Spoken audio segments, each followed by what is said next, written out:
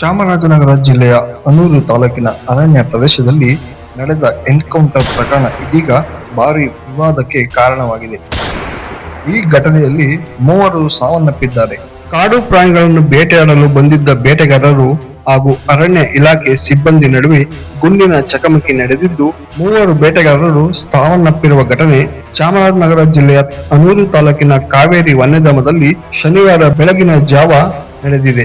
ಅನೂರು ತಾಲೂಕಿನ ಮರಿಯಮಂಗಲದ ಅಂತೋಣಿ ಸ್ವಾಮಿ, Jagannath ದೊಡ್ಡಿಯ John rose Peter ಹಾಗೂ ಲಾಸರ್ ದೊಡ್ಡಿಯ Hitachi operator Kumar ಮೃತಪಟ್ಟವರು.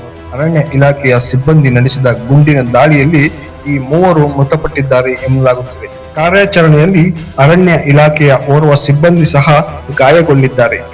ಮತ್ತೊಬ್ಬ ಬೇಟೆಗಾರ ಮರಿಯಮಂಗಲದ ಮಹಿಮಾ ದಾಸ್ ಸ್ಥಳದಿಂದ ಪರಾರಿಯಾಗಿದ್ದಾನೆ ಎಂದು ತಿಳಿದು ಬಂದಿದೆ.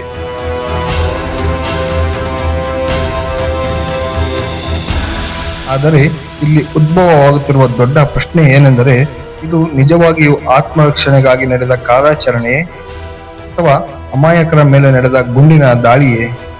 ಈ ಪ್ರಶ್ನೆಗಳಿಗೆ ಉತ್ತರ ಹುಡುಕುವ ಪ್ರಯತ್ನ ಈಗ ಇನ್ನೂ ನಡೆಯುತ್ತಿದೆ. ವರದಿಗಳ ಪ್ರಕಾರ ಚಾಮರಾಜನಗರ ಜಿಲ್ಲೆಯ ಕಾವೇರಿ ವನ್ಯಜೀವಿ ಅಭಯಾರಣ್ಯದ ವ್ಯಾಪ್ತಿಯ ಅರಣ್ಯ ಪ್ರದೇಶದಲ್ಲಿ ಕೆಲವು ವ್ಯಕ್ತಿಗಳು ಅಕ್ರಮ ಬೇಟೆ ನಡೆಸುತ್ತಿದ್ದಾರೆ ಎಂಬ ಮಾಹಿತಿ ಅರಣ್ಯ ಅಧಿಕಾರಿಗಳಿಗೆ ದೊರಕಿತು.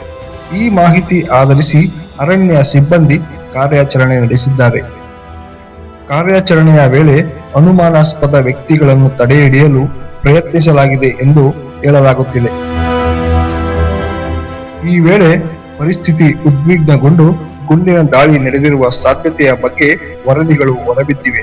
ಘಟನೆಯ ನಂತರ ಸ್ಥಳದಲ್ಲಿ ಭಾರಿ ಉದ್ವಿಗ್ನ ವಾತಾವರಣ ನಿರ್ಮಾಣವಾಗಿದೆ. ಮೃತರ ಕುಟುಂಬಸ್ಥರು ಹಾಗೂ ಸ್ಥಳೀಯ ಅರಣ್ಯ ಇಲಾಖೆಯ ಕ್ರಮದ ವಿರುದ್ಧ ಆಕ್ರೋಶ ವ್ಯಕ್ತಪಡಿಸಿದ್ದಾರೆ. ನಮ್ಮ ಜನರು ಬೇಟೆಗಾರರಲ್ಲ, ಅವರು ನಿರಪರಾಧಿಗಳು ಎಂದು ಕುಟುಂಬಸ್ಥರು ಆರೋಪಿಸಿದ್ದಾರೆ. ಇನ್ನೊಂದೆಡೆ ಅರಣ್ಯ ಇಲಾಖೆಯ ಮೂಲಗಳು ತಮ್ಮ ಸಿಬ್ಬಂದಿಯ ಸುರಕ್ಷತೆಗಾಗಿ ಕ್ರಮ ಕೈಗೊಳ್ಳಲಾಗಿದೆ ಎಂದು ಹೇಳುತ್ತಿವೆ. ಸ್ನೇಹಿತರೆ, ಈ ಪ್ರಕರಣ ಈಗ ಕೇವಲ ಒಂದು ಎನ್ಕೌಂಟರ್ ಪ್ರಕರಣವಾಗಿ ಉಳಿದಿಲ್ಲ. ಇದು ಅರಣ್ಯ ಸಂರಕ್ಷಣೆ ಮತ್ತು ಮಾನವ ಹಕ್ಕುಗಳ ನಡುವಿನ ಚರ್ಚೆಯಾಗಿ ಬದಲಾಗಿದೆ. ಅರಣ್ಯ ಪ್ರದೇಶದಲ್ಲಿ ಅಕ್ರಮ ಬೇಟೆ ತಡೆಯುವುದು ಅತ್ಯಗತ್ಯ, ಆದರೆ ಕಾನೂನಿನ ಪ್ರಕಾರವೇ ಕ್ರಮ ಜರುಗಬೇಕು ಎನ್ನುವುದು ಮಾನವ ಹಕ್ಕು ಹೋರಾಟಗಾರರ ವಾದ. ಈ ಘಟನೆಯ ನಂತರ ಅನೂರು ಭಾಗದಲ್ಲಿ ಉದ್ವಿಗ್ನತೆ ಹೆಚ್ಚಾಗಿದೆ. ಹಲವೆಡೆ ಪ್ರತಿಭಟನೆಗಳು ನಡೆದಿವೆ. ಕೆಲವು ಕಡೆ ರಸ್ತೆ ತಡೆ ನಡೆಸಲಾಗಿದೆ ಎಂಬ ಮಾಹಿತಿಯೂ ಬಂದಿದೆ. ಸ್ಥಳೀಯರು ಘಟನೆಯ ಬಗ್ಗೆ ನ್ಯಾಯಸಮ್ಮತ ತನಿಖೆ ನಡೆಸಬೇಕು ಎಂದು ಒತ್ತಾಯಿಸುತ್ತಿದ್ದಾರೆ. ಮೃತರ ಸಂಬಂಧಿಕರು ಹಲವು ಪ್ರಶ್ನೆಗಳನ್ನು ಕೇಳುತ್ತಿದ್ದಾರೆ. ಗುಂಡಿನ ದಾಳಿ ನಡೆಯುವ ಪರಿಸ್ಥಿತಿ ಏಕೆ ನಿರ್ಮಾಣವಾಯಿತು? ಮೊದಲು ಎಚ್ಚರಿಕೆ ನೀಡಲಾಗಿತ್ತೆ? ಮೃತರ ಬಳಿ ನಿಜವಾಗಿಯೂ ಶಸ್ತ್ರಾಸ್ತ್ರಗಳಿದ್ದವೆ? ಈ ಎಲ್ಲಾ ಪ್ರಶ್ನೆಗಳಿಗೆ ತನಿಖೆಯ ನಂತರವಷ್ಟೇ ಸ್ಪಷ್ಟ ಉತ್ತರ ಸಿಗಲಿದೆ. ಈ ಪ್ರಕರಣಕ್ಕೆ ಸಂಬಂಧಿಸಿದಂತೆ ಉನ್ನತ ಮಟ್ಟದ ತನಿಖೆ ನಡೆಸುವ ಸಾಧ್ಯತೆ ಇದೆ. ಅರಣ್ಯ ಇಲಾಖೆಯ ಅಧಿಕಾರಿಗಳು, ಸ್ಥಳೀಯ ಪೊಲೀಸರು ಹಾಗೂ ಇತರ ತನಿಖಾ ಸಂಸ್ಥೆಗಳು ಮಾಹಿತಿ ಸಂಗ್ರಹಿಸುತ್ತಿವೆ. ಘಟನಾ ಸ್ಥಳದಿಂದ ಹಲವು ಸಾಕ್ಷ್ಯಗಳನ್ನು ವಶಪಡಿಸಿಕೊಳ್ಳಲಾಗಿದೆ ಎಂದು ತಿಳಿದು ಬಂದಿದೆ. ಇದೀಗ ಸಾಮಾಜಿಕ ಜಾಲತಾಣಗಳಲ್ಲಿಯೂ ಈ ವಿಷಯ ಭಾರೀ ಚರ್ಚೆಗೆ ಕಾರಣವಾಗಿದೆ. ಕೆಲವರು ಅರಣ್ಯ ಸಿಬ್ಬಂದಿಯ ಕ್ರಮವನ್ನು ಸಮರ್ಥಿಸುತ್ತಿದ್ದಾರೆ. ಅರಣ್ಯ ಮತ್ತು ವನ್ಯಜೀವಿಗಳ ರಕ್ಷಣೆಗೆ ಕಠಿಣ ಕ್ರಮ ಅಗತ್ಯ ಎಂದು ಅಭಿಪ್ರಾಯ ವ್ಯಕ್ತಪಡಿಸುತ್ತಿದ್ದಾರೆ. ಮತ್ತೊಂದೆಡೆ ಕೆಲವರು ಘಟನೆಯ ಪಾರದರ್ಶಕ ತನಿಖೆ ನಡೆಯಬೇಕು ಎಂದು ಆಗ್ರಹಿಸುತ್ತಿದ್ದಾರೆ. ಬೇಟೆಯಾಡಿ ಮಾಂಸ ಹಂಚಿಕೊಳ್ಳುತ್ತಿದ್ದರು. ಆಗ ಅರಣ್ಯ ಅಧಿಕಾರಿಗಳು ಅವರನ್ನು ನೋಡಿ ಶರಣಾಗುವಂತೆ ಹೇಳಿದಾಗ ಬೇಟೆಗಾರರು ಅಧಿಕಾರಿಗಳ ಮೇಲೆ ಗುಂಡು ಹಾರಿಸಿದ್ದಾರಂತೆ. ಅದಕ್ಕೆ ಅಧಿಕಾರಿಗಳು ಎನ್ಕೌಂಟರ್ ಮಾಡಿದ್ದಾರೆ. ಇದು ಅರಣ್ಯ ಅಧಿಕಾರಿಗಳು ನಮಗೆ ಹೇಳುತ್ತಿರುವ ಮಾಹಿತಿ.